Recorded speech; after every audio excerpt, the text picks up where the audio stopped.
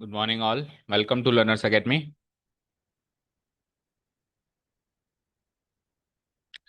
So, the next topic in the chapter is integration of definite integral by substitution. तो integration यानी definite integrals हमने last topic start किया था 2-3 class पहले, और वो डेफिनेटली हम कैसे इंटीग्रेट करते हैं डेफिनेट वे में। इसमें कोई आर्बिट्रेरी कांस्टेंट नहीं आता सी नाम का, वो हमने सीखा था। लेकिन अब उसी इंटीग्रल को अपन एक मेथड से सीखेंगे, दैट इज सब्सटीट्यूशन। अभी सब्सटीट्यूशन कुछ अलग चीज नहीं है, ये वही सब्सटीट्यूशन है जो अपन इंडेफिनेट इंटीग्रल में करते थे। बस यहाँ पे एक चीज ऐड ऑन हो जाएगी कि वो तो करना ही है जो इंडेफिनेट इंटीग्रल में करते थे, एक्स को टी में बदलना, वो तो करना ही है। बट साथ में इस बार डेफिनेट इंटीग्रल्स की जो लिमिट्स आती हैं, वो लिमिट्स भी सब्सटीट्यूट होंगी। तो केवल वेरिएबल ही नहीं सब्सटीट्यूट होगा, लिमिट्स भी सब्सटीट्यूट होगी। यही यहाँ पे ऐड ऑन है। और वो कहीं ना कहीं हमको ये चीज जो हम करेंगे तो ऐसा नहीं सोचना कि ये हमको एक्स्ट्रा काम करना पड़ रहा है। ये कहीं ना कहीं चीज वो हमको आगे मतलब उस क्वेश्चन को जल्दी सॉल्व करने में हेल्प करेंगी। मतलब ये ऐड ऑन होगा, ऐसा मत सोचना कि एक्स्ट्रा काम है। ठीक है, चलो। तो एक रोड मैप तैयार करें तो देखो क्या करना है। हमारे पास एक डेफिनेट इंटीग्रल है। ओके, ठीक है। शॉर्ट फॉर्म में ही समझते हैं। अब डेफिनेट इंटीग्रल जो है वो फंक्शन ऑफ एक्स है, मतलब इंटीग्रेंड जो है, और जो लिमिट्स है साथ में वो भी एक्स की फॉर्म है। Limits in the form of x, ये दो चीजें हमको गिवन होगी सवाल में, राइट। ओके। अब अपन क्या करेंगे, इसको सब्सटीट्यूट करेंगे, यानी फंक्शन ऑफ एक्स को अपन क्या बनाएंगे, फंक्शन ऑफ टी। क्या बनाएंगे, फंक्शन ऑफ टी। टी की फॉर्म में सब्सटीट्यूट कर दिया। ठीक है। साथ ही साथ अपन limit in the form of x को भी किस में बदल देंगे, limit in the form of T. समझ आया। दोनों सब्स्टिट्यूट करेंगे, दोनों चीज को सब्स्टिट्यूट करेंगे। ये कर दिया। अब इस स्टेज पे आने के बाद फंक्शन भी टी का है और लिमिट्स भी टी की है। ठीक है। तो जब अपन इसको इंटीग्रेट करेंगे तो जैसे कैपिटल एफ ऑफ टी आ गया, तो उसको हम वैसे तो कैपिटल एफ ऑफ एक्स में बदलते थे और फिर यहां पे लिमिट्स लगा देते समथिंग एक्स की फॉर्म में। बट हम अब ये काम नहीं करेंगे।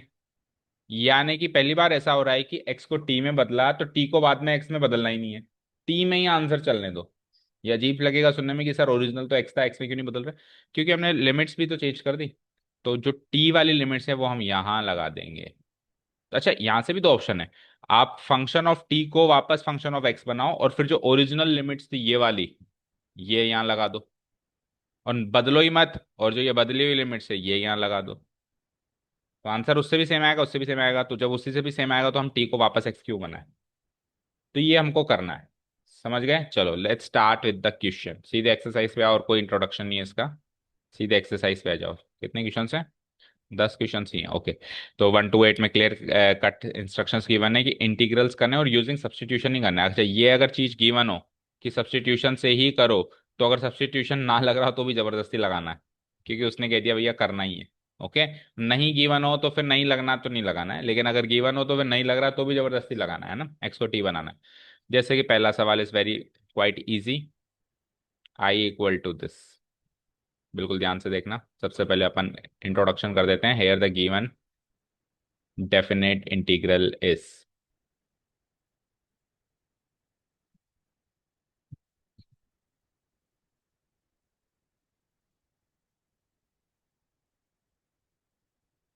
ये इंटीग्रल लिख दिया हमने। ठीक है, फाइन।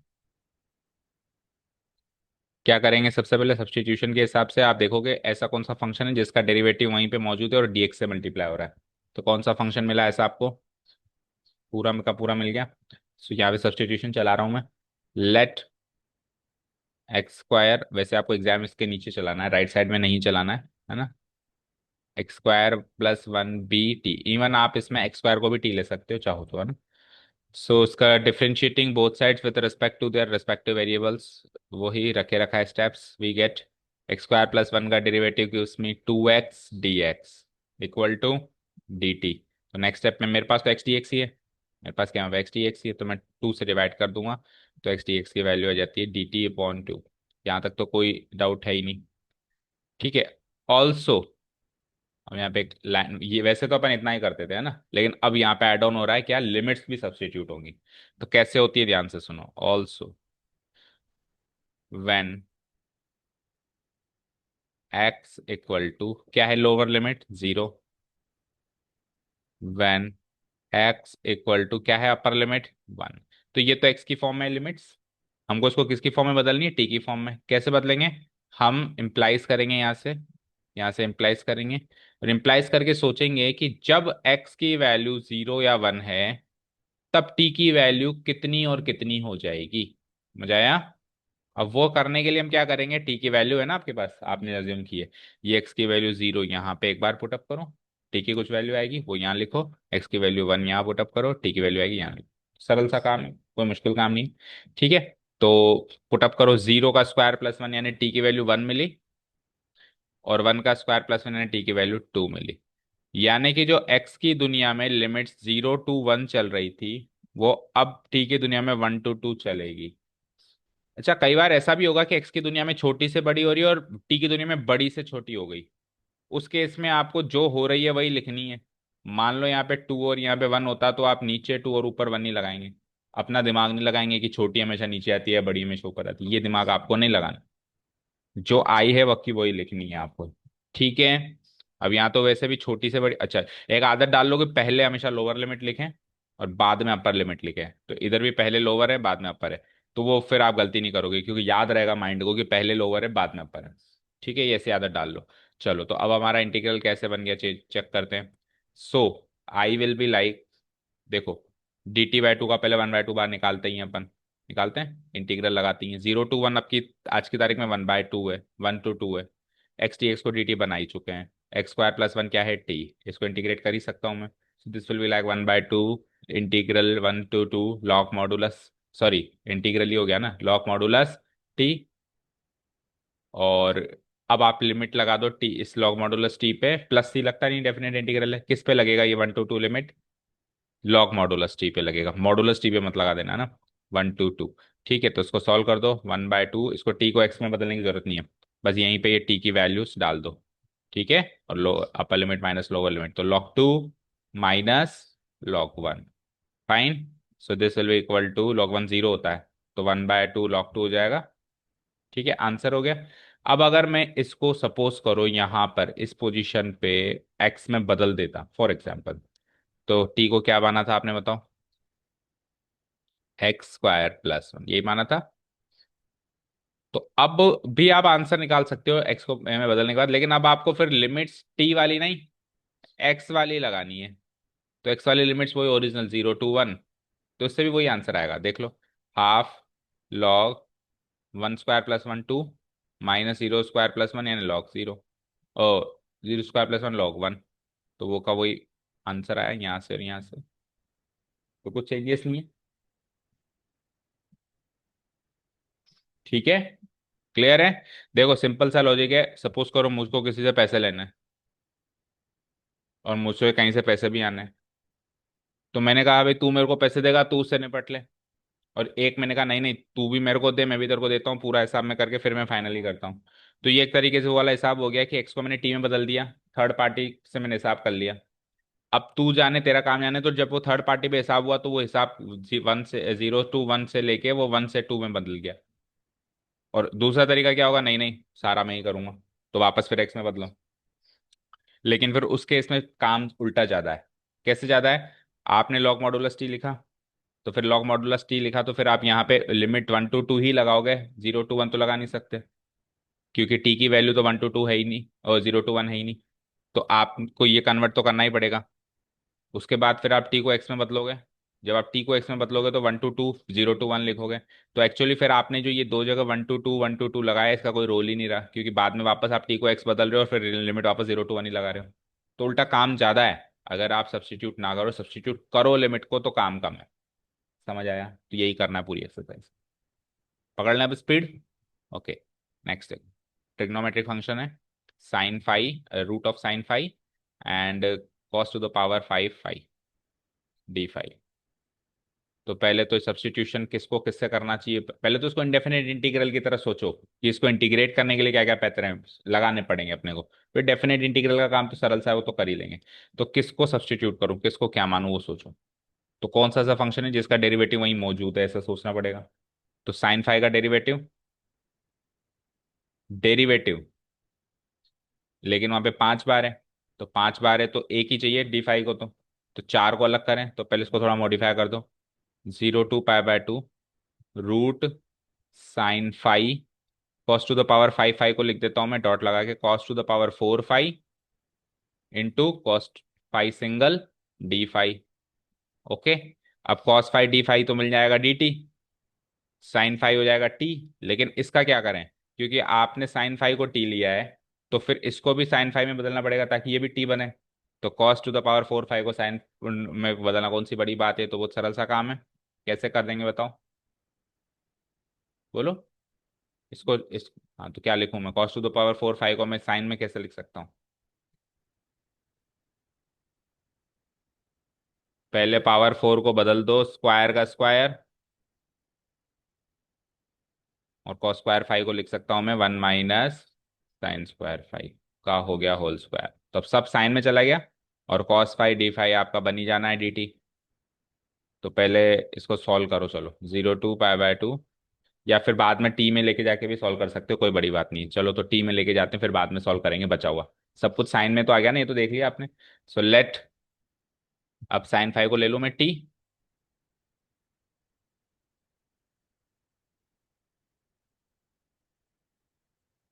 उससे differentiating both side with respect to the respective variables we get sine phi का डेरिवेटिव बन गया cos phi d phi, cos phi d phi equal to d T.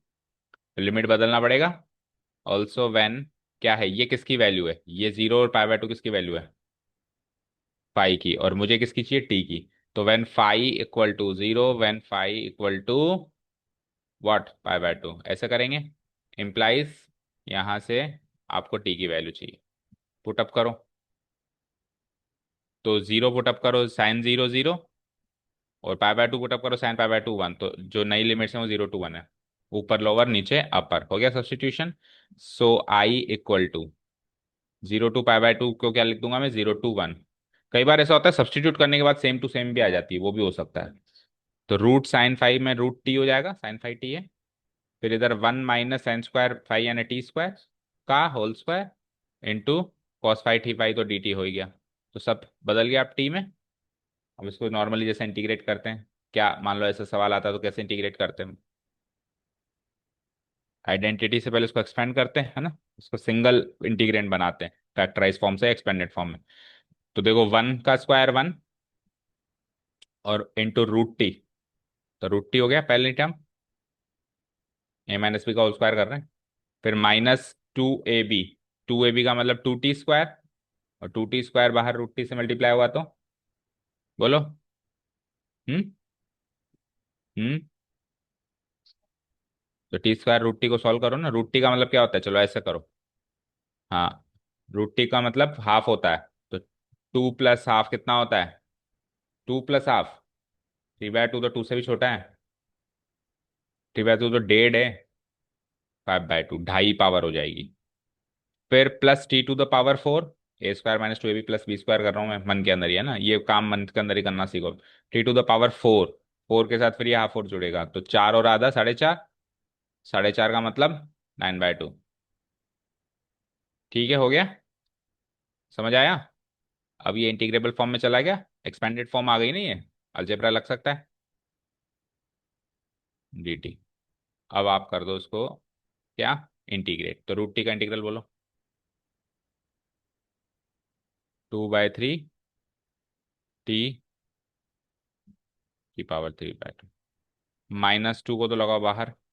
T की पावर 5/2 का सोचो, तो 5/2 में +1 और करेंगे, कितना हो जाएगा 7/2। 7/2 का उल्टा 2/7, डिवाइड करेंगे तो, और टी की पावर क्या बच गई, 7/2, प्लस टी की पावर 9/2, 2 का उल्टा 2/9, ओ 9/2 +1 11/2, 11/2 का उल्टा 2/11, और टी की पावर 11/2। All things done. अब आपको क्या लगाना है, बस लिमिट लगानी है ना। तो एक बार तो इस पे लिमिट लगा दो आप 0 to 1। अब आप अगेन ऐसा भी कर सकते हो कि सब पे 1 1 1 1 1 लगा दें एक बार, और फिर सब पे 0 0 0 लगा दें, और या फिर टर्म टू टर्म भी चल सकते हो। तो टर्म टू टर्म चलने में थोड़ी सी आसानी होती है, पहले भी देखा था अपन ने। बाकी आप वो काम भी कर सकते हो। तो इसमें 2/3 तो बाहर रहेगा है, और अंदर है t⁻³ टी की जगह 1 डाला तो 1⁻³ 1, माइनस 0⁻³ 0। पहली टर्म का काम खत्म। 2 2 जा 4/7 बाहर, और t⁻7/2 में वही 1 डाला तो 1, और 0 डाला 0। आगे बढ़ो, +2/11 तो बाहर, और t⁻1 1 1 माइनस, तो हर बार 1 - 0 1 - तो 1 ही बना। तो ये जो बाहर कॉन्स्टेंट्स है यही आंसर आ गए। इनको सॉल्व करना है बस। एलसीएम बताओ। 7 3 21 और 11, 11 1 जा 11, 22 2 31 आ गया एलसीएम। 7 × 11 77, 2 जा 154, 3 11 जा 33, 33 × 4 132, और 7 3 21 +2 42। तो कितना हो गया ये, 4 और 2 6 में से 2 गई 4। ठीक है। फिर 5 और 4 9 में से 3 गई 6, और फिर एक में से एक गई खत्म। हो गया 64/231, देखना आंसर। पिछले क्वेश्चन का भी चेक नहीं किया शायद आपने, दोनों का चेक करो।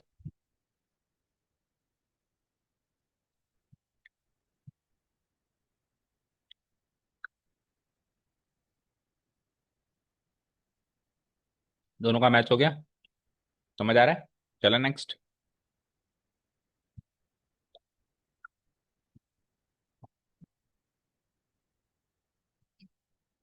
Third one.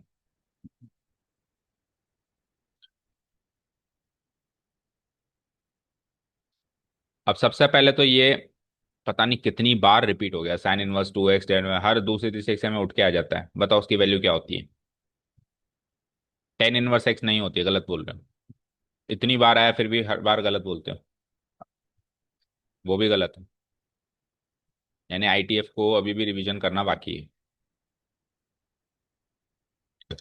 2 tan−1x होता है। क्या होता है। tan−1x भी नहीं होता, tan−2x भी नहीं होता, 2 tan−1x होता है। तो 2 बाहर निकाल के 0 to 1 tan−1x dx हो गया, पहली चीज तो ये। अब सवाल sin−1 में नहीं है, tan−1 में।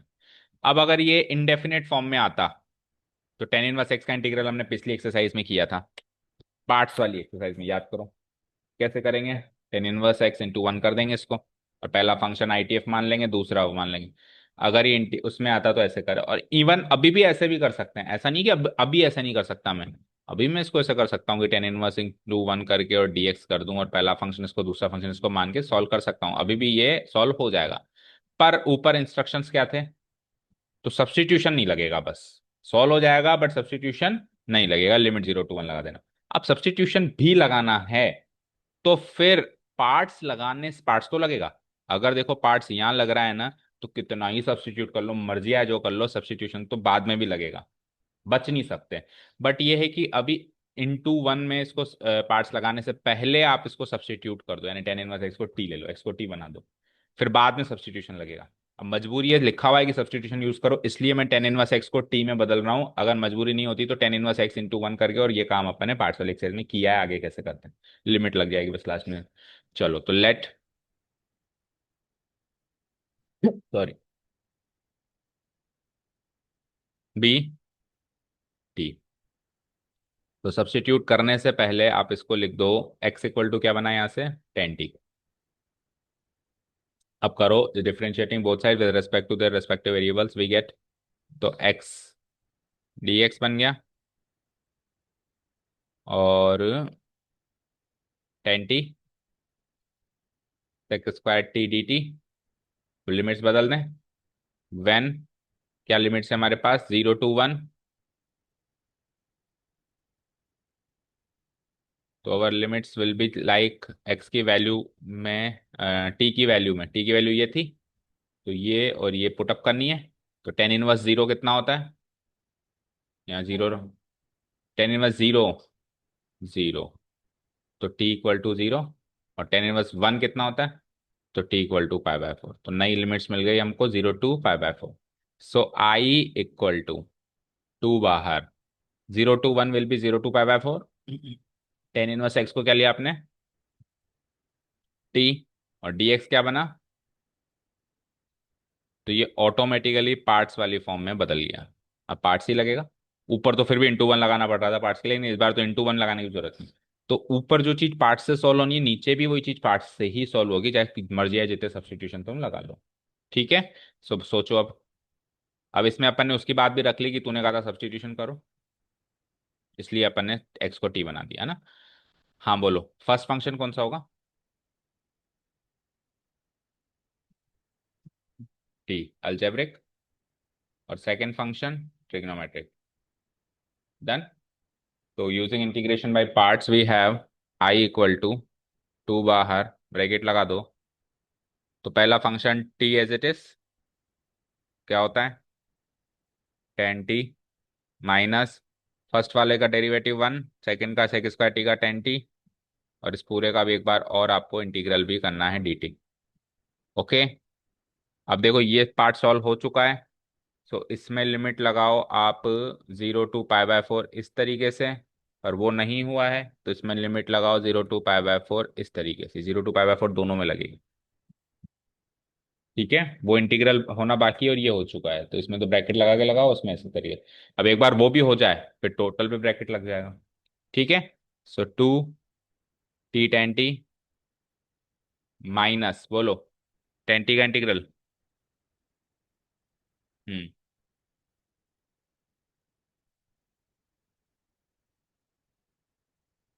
बेसिक ट्रिग्नोमेट्रिक फंक्शन है। गलत।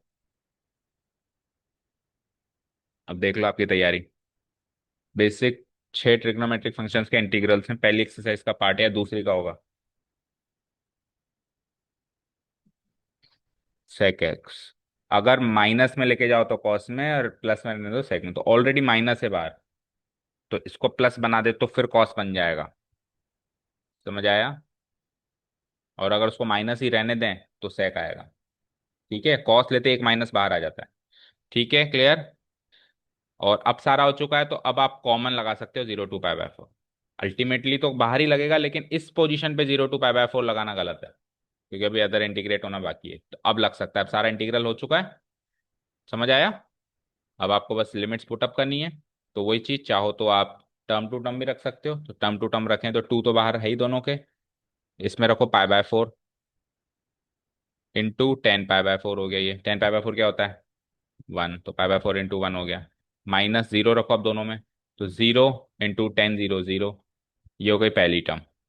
फिर टू से दूसरी टर्म में मल्टीप्लाई होगी, प्लस लगाओ, टू वापस लगाओ, अब π/4 यहाँ लगाओ, तो कॉस π/4 1/√2, तो लॉग 1/√2 हो गया ये, माइनस फिर जीरो रखो कॉस जीरो, और लॉग वन जीरो, तो कॉस जीरो तो वन है लेकिन लॉग जीरो और लॉग वन जीरो हो गया, तो यहाँ पे जीरो आ जाएगा। इसको सॉर्ट आउट कर दो।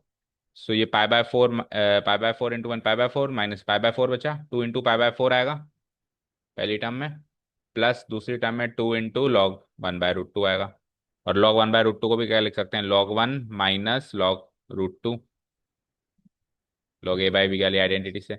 ये टू टाइम कट गया तो π/2, और लॉग वन जीरो होता है, तो केवल माइनस log√2 बचा, तो टू बाहर ही सही, तो -2 log√2 चेक करो।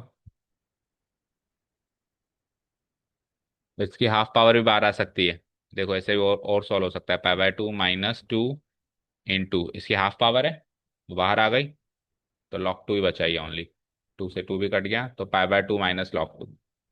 फाइनल फॉर्म देखो किस फॉर्म में, यही फॉर्म है। क्लियर। चलें। Okay next. फोर्थ में खुद ने ही दे रखा है वैसे तो, है ना, बट अगर इसको इंडेफिनेट इंटीग्रल की तरह देखते तो भी यही करते, सोचो और क्या करते हैं, हमेशा जो फ्रैक्शनल पावर होती है उसके अंदर वाले को सब्स्टिट्यूट करते हैं। ठीक है, उसको बाइनोमियल से मोनोमियल बनाते हैं, तो ये टी बन जाएगा, क्योंकि अभी ये इससे मल्टीप्लाई हो सकता है, जब तक वो बाइनोमियल है तो फ्रैक्शनल पावर वाला मल्टीप्लाई नहीं हो सकता ना। ठीक है, और रूट में है तो फिर दोनों ऑप्शन है, या तो x+t को, टू को टी ले लो, या फिर रूट समेत टी ले लो, दोनों चीज देखी थी अपन ने, तो रूट समेत ही टी ले लेते हैं, तो late root x+2 B T. तो यहां से x+2 क्या बना, टी स्क्वायर बना। Then differentiating both side with respect to the respective variables we get, तो x+2 का डेरिवेटिव dx, टी स्क्वायर का 2t dt। नेक्स्ट लिमिट्स बदलो, व्हेन x इक्वल टू क्या है 0, व्हेन x इक्वल टू क्या है 2। रखो, कहाँ रखनी है, ऊपर ही ऊपर वाले में ना। तो 0+2 यानी √2 हो गया ये, और 2+2 4, तो √4 यानी कि 2 हो गया। तो नई लिमिट्स हैं √2 से 2, कर दें substitute. So I equal to, सबसे पहले तो 2t dt का 2 बाहर निकालो, फिर 0 to 2 लिमिट बदल दो, √2 से 2। सही है, यानी देखो ये तो बदली नहीं, 2 की 2 ही रह गई है ना। √2 to 2, अब अंदर एक्स है, सबसे पहले तो एक्स की वैल्यू भी चाहिए होगी यहाँ से बताओ एक्स की वैल्यू, t² - 2। तो जो ये एक्स मोनोमियल था वो अब बाइनोमियल हो गया, और वो जो बाइनोमियल था वो मोनोमियल हो गया। तो अभी मल्टीप्लीकेबल फॉर्म में ना, पहले अंदर मल्टीप्लाई नहीं हो सकता था, लेकिन अभी मल्टीप्लाई हो जाएगा अंदर, ये फायदा है ना। और dt तो लगना ही है, तो दिस विल बी लाइक 2 √2 2, तो t² × 2 t³ -2t। इसको करना है इंटीग्रेट, दैट्स इट। कर दें अलग अलग, तो 2 तो बाहर आई, टर्म टू टर्म चलो, इंटू t³ का करो, t⁴/4। तो /4 वाला वो उसको भी बाहर लगा दिया मैंने, 1/4, और t⁴ बचा बस। इस पे लग जाएगा √2 से 2, -2 से 2 4 हो गया, 2 × 2 4 हो गया। और t का इंटीग्रल t²/2, तो 1/2, और फिर टी स्क्वायर में से लिमिट क्या लग जाएगी, √2 से 2। समझ में आया, चलो तो इसको काटो, क्या 2 को बाहर निकाल दिया ना बेटा, 2 × 2 = 4 हो गया ना, टी तो बचा अंदर। हाँ जी, 2 से 2, 2 से 2, इधर तो हाफ नीचे बचा, और लिमिट रखो अंदर। तो 2 की पावर 4 यानी 16, और √2 की पावर 4 यानी 2 का पावर स्क्वायर, 2 का स्क्वायर हो गया। √2 की पावर 4 करने का मतलब है हाफ से 4 मल्टीप्लाई हो गया तो स्क्वायर होता है, 2 का स्क्वायर यानी कि 4। ठीक है, माइनस बाहर 2, और 2 का स्क्वायर 4, और √2 का स्क्वायर 2। ठीक है, हाफ, 16 - 4 12, 2 4 - 2 2, ये 6 टाइम्स गया, तो 6 - 2 2 = 4, यानी कि आंसर इज 2। देखो,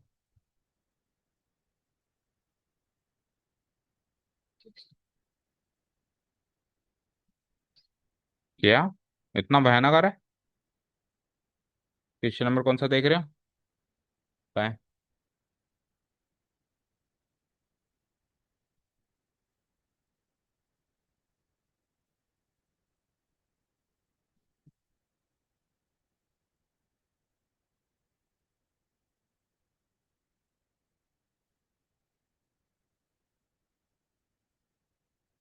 √2 की पावर 4 क्या होती है, 2 का स्क्वायर 4।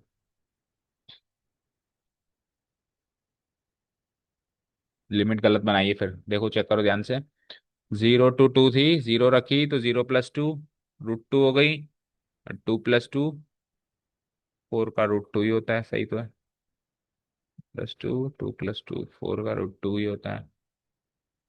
एक्स बदल गया, x+2 को आपने t² लिया तो t² - 2 में, √x+2 को आपने t लिया ही था, ये 2t dt हो ही गया। हाँ आना ही सही है, dx = t dt, t³ - 2t, सारी चीज तो करेक्ट है। t³ का इंटीग्रल t⁴/4/4 ही होता है, और इसका t² ही होता है।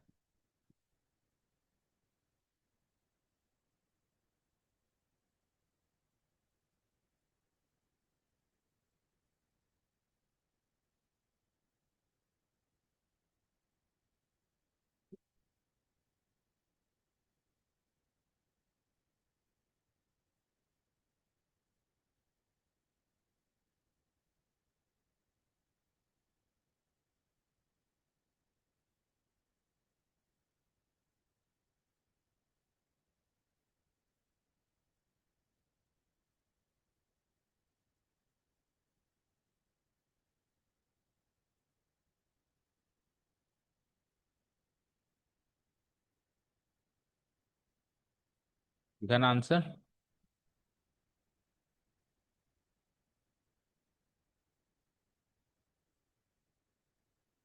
16 2 32 माइनस,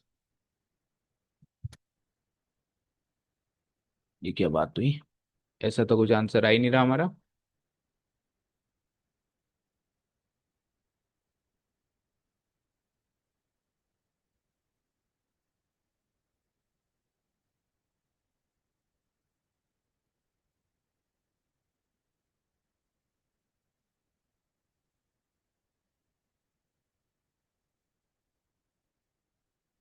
देखो चेक करो, रीचेक शुरू से। रूट x+2 को टी लिया, x+2 बना t², x बना t² -2, x की जगह रखा t² -2, रूट ऑफ x+2 को टी लिया ही था। डिफ्रेंशिएट किया बोथ साइड्स, तो dx equal to 2t dt, t बाहर रखा। हाँ, बताओ क्या गलती है? देखो x को तो किया हमने t² -2, रूट ऑफ x+2 को क्या किया आपने? t। लेकिन जो इसके आगे dx था, उसमें भी तो एक t है, तो एक t और आएगा। ठीक है, बट dx की वैल्यू t dt थी, तो हमको लगा शायद ये dx की वैल्यू ही है t dt, बट ये t तो वो रूट x+2 है, तो एक t एक्स्ट्रा है। This is the mistake. So ये एक पावर बढ़ जाएगी यहाँ पे, और यहाँ पर भी एक पावर बढ़ जाएगी। और जब आप डेरिवेटिव करोगे तो पूरा गलत हो गया, तो यहाँ से लेके यहाँ तक वापस करो। ठीक है, तो t⁴ का करना है आपको, तो 5 पावर बनेगी। इसके आंसर्स को देख के क्या लग रहा था कि ऑड पावर बननी चाहिए, है ना, क्योंकि रूट में आ रहा है आंसर। लेकिन हमारी बन रही थी इवन, तो एक पावर ज्यादा से ऑड बन जाएगी ना। t⁵ तो बाहर रखो, और t⁵ की क्या बनेगी बोलो? तो 1/5 बाहर रखो, t⁵ अंदर। इस पे लिमिट लगाओ, √2 से 2, माइनस वही 2 2 जा 4 तो बाहर लगाओ, और t² का क्या बनेगा? t³/3, तो 1/3 बाहर लगाओ, और t³ का लिमिट लगाओ, वही √2 से 2। तो अब ये पावर 5 पावर 3 तो ऑड पावर है, तो √2 वाली टर्म निकल के आएगी। 2 × 1/5 2/5। अब 2 की पावर 5 क्या होती है? 32। और √2 की पावर 5 क्या होती है? यानी √2 की पावर 5, √2 5 बार करो, तो 5 बार करेंगे तो 4 बन जाएगा, 4√2। ठीक है, -4/3। 2 का क्यूब क्या होता है? 8। और √2 का क्यूब क्या होगा? 2√2। अब इसको सॉल्व करो, 2/5 × 32 कितना होगा? 64/5, -2/5 × 4√2, 8√2/5। फिर रूट रूट वाले अलग सॉल्व करो, -4/3 × 8 -32/3, और माइनस माइनस प्लस कर दो, तो 4 2 जा 8 √2/3। अब रूट रूट वाले अलग करो, पहले तो ये वाले सॉल्व करो। 64/5 -34/3 क्या एलसीएम आएगा? 5 3 जा 15, तो 64 × 3 करना पड़ेगा। 3 4 जा 12, 3 6 जा 18, और 192, माइनस इसको 5 से करो, 5 2 जा 10, 160। ये तो हो गई ये वाली और ये वाली टर्म सॉल्व, है ना। अब इन दोनों को करना है, तो ये प्लस में ये माइनस, इसको इसमें से घटाओ। 5 और 3 का एलसीएम अगेन इसमें 15 आ गया, तो +15। पहले ये वाली टर्म लो पॉजिटिव, तो 5 से मल्टीप्लाई करो, 8 5 जा 40 √2, माइनस उसको 3 से मल्टीप्लाई करो, 8 3 जा 24 √2। ठीक है, इक्वल टू उसको इसमें से घटाओ, 2, 9 में से 6 गई 3, 32/15, और 40 में से 24 गए तो 16 √2/15। तो ये फाइनल आंसर है हमारा। अगर इसमें कुछ कॉमन ले, तो जैसे 16 √2/15 को कॉमन ले सकता हूँ मैं, तो 16 √2/15 को अगर मैंने कॉमन लिया, तो 16, इसमें से 2 बचा, 2 में से भी √2 को कॉमन ले लिया तो √2 ही बचा, और ये तो पूरा ही कॉमन ले लिया तो 1 बचा। देखो आंसर किस फॉर्म में, लास्ट फॉर्म में ही 16 √2/15 इंटू √2 + 1। नहीं तो इस फॉर्म में भी छोड़ सकते हैं, होल डिवाइडेड बाय 15 लिख के भी छोड़ सकते हैं, बहुत सारे तरीके। समझ आया? क्लियर है? तो ये बस मिस्टेक थी, एक टी एक्स्ट्रा लेना भूल गया था। हाँ जी। फिफ्थ वाला देखो, cos x का डेरिवेटिव sin x होता है, तो नीचे वाले को बदल दें। इवन 1 + cos² x को नहीं ले सकते, cos x को लेना पड़ेगा ना, स्क्वायर आ गया तो ठीक है। सो लेट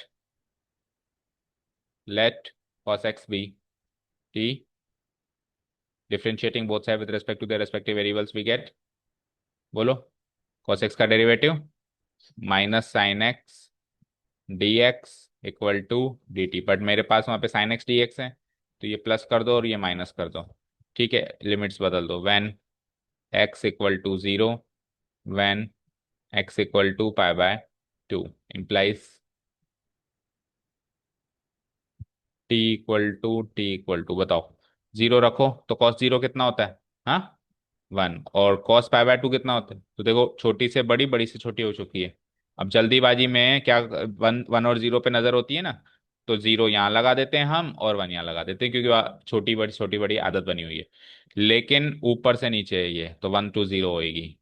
ठीक है, अब सवाल ये आता है कि फिर सर आंसर नेगेटिव हो जाएगा, बड़ी से छोटी कर रहे हैं, आंसर नेगेटिव फिर भी नहीं आएगा, पॉजिटिव ही आएगा। अब तक एक भी डेफिनेट इंटीग्रल का आंसर नेगेटिव आया इतने क्वेश्चंस कर लिए कल से आज तक, परसों से नहीं आया ना, आ ही नहीं सकता, क्योंकि ये एरिया अंडर द कर्व होता है and area can not be negative. बस वो किस केस में आता है, जब वो आएगा भी नेक्स्ट चैप्टर में अपन देखेंगे एप्लीकेशन में इंटीग्रल्स, कभी कभी वो नेगेटिव आ जाता है तो फिर मॉडुलस लगाते हैं, लेकिन वो स्पेसिफिक केस है, वैसे जनरली नहीं आएगा।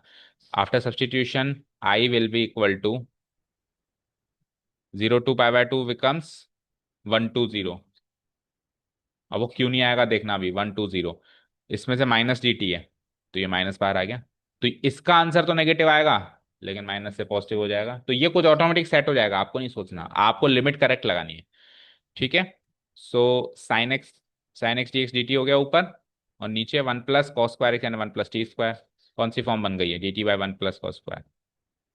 हम्म, एक ही स्टेप में इंटीग्रेट, टेन इनवर्स टी हो जाएगा ना, डायरेक्ट रखी रखाइए, लिमिट वन से जीरो, तो पहले जीरो रखो, माइनस तो बाहर रखो, तो टेन इनवर्स जीरो करना है आपको पहले, माइनस फिर टेन इनवर्स वन करना है, पहले जीरो फिर वन, अपर लिमिट माइनस लोअर लिमिट, तो ये tan inverse zero zero, tan inverse 5/4, तो ये माइनस तो बाहर, इनटू, मतलब माइनस बाहर और अंदर भी माइनस 5/4, तो फाइनली देखो पॉजिटिव बन गया वो, घूम फिर के। ठीक है, देखो आंसर।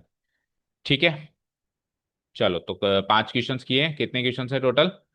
अब कल के कुछ मजेदार क्वेश्चंस हैं, मतलब वो सब अब सब मिक्स में हो गया है, देखो ये कोई फॉर्मेट है जो हम पढ़ के आए, अभी कल सोच के आना कौन सा फॉर्मेट है, ये भी कोई फॉर्मेट है और ये भी कोई फॉर्मेट है, तीनों फॉर्मेट है जो हम कहीं ना कहीं किसी न किसी एक्सरसाइज, तीनों अलग अलग एक्सरसाइज से उठाए हुए भी हो सकते हैं।